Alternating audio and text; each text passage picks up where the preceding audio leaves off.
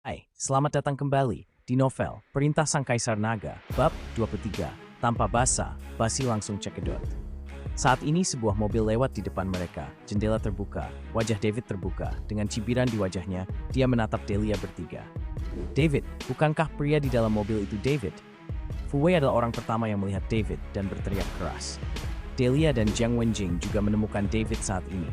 Melihat cibiran di wajah David, Delia sangat marah. Bagaimana orang ini bisa masuk? Apakah penjaga keamanan ini sampah? Delia meraung. Mungkinkah orang ini adalah pemiliknya? Tidakkah kamu melihat bahwa pengemudinya juga seorang penjaga keamanan dan mengirim mereka masuk? Jiang Wenjing mengerutkan kening, tampak bingung. Mereka masih mendaki gunung. Apakah villa mereka masih di atas? Fu Wei juga mengangkat kepalanya, memperhatikan kendaraan itu melaju semakin jauh, semakin tinggi. Mustahil, sangat mustahil bagi David untuk membeli rumah di sini. Saya paling tahu detail keluarganya. Delia membantah keras hal itu.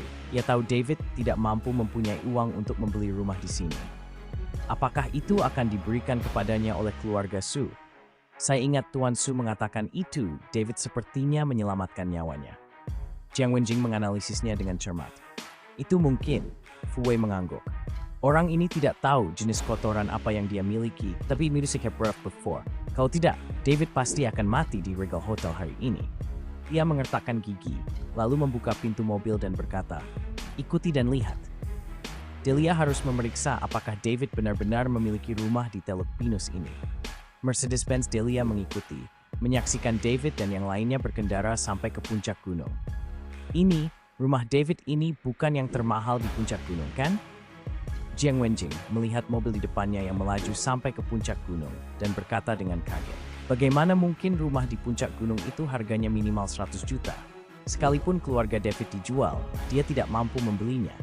Bahkan jika itu diberikan oleh keluarga Su, tidak mungkin bermurah hati untuk memberikan rumah senilai 100 juta. Fu Wei tidak percaya.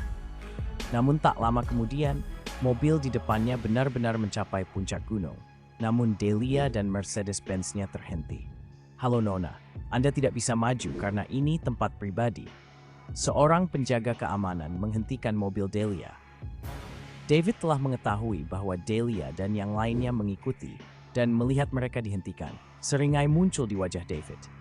Setelah sampai di puncak gunung, seluruh puncak gunung dikelilingi awan dan kabut, bagaikan negeri dongeng. Chen Baoguo dan David tercengang dengan pemandangan ini. Barbara tidak dapat melihatnya, tetapi dia merasakan udara segar di sekitarnya, dan wajahnya penuh dengan mabuk. Beberapa penjaga keamanan memindahkan David dan barang-barangnya ke dalam rumah, dan kapten keamanan meminta maaf lagi kepada David sebelum pergi. "Bu, kamu dan ayahku akan tinggal di sini di masa depan. Udara di sini sangat bagus dan cocok untuk memulihkan diri." David meraih tangan Barbara dan berjalan menuju villa.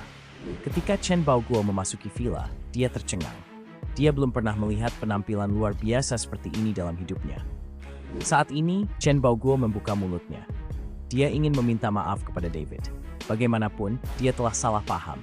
Tetapi tidak peduli seberapa keras dia berusaha, Chen Baoguo tidak dapat berkata apa-apa. Setelah berjalan mengitari rumah, David berkata, "Ayah, Ibu, aku akan mengajakmu jalan-jalan keluar dan mengenal jalannya. Jangan tersesat saat itu." Baiklah, beritahu ibu tentang hal itu. Meskipun ibu tidak bisa melihatnya, dia bisa merasakannya. Wajah Barbara penuh kerutan saat dia tersenyum. "Bu, jangan khawatir, aku pasti akan menyembuhkan matamu."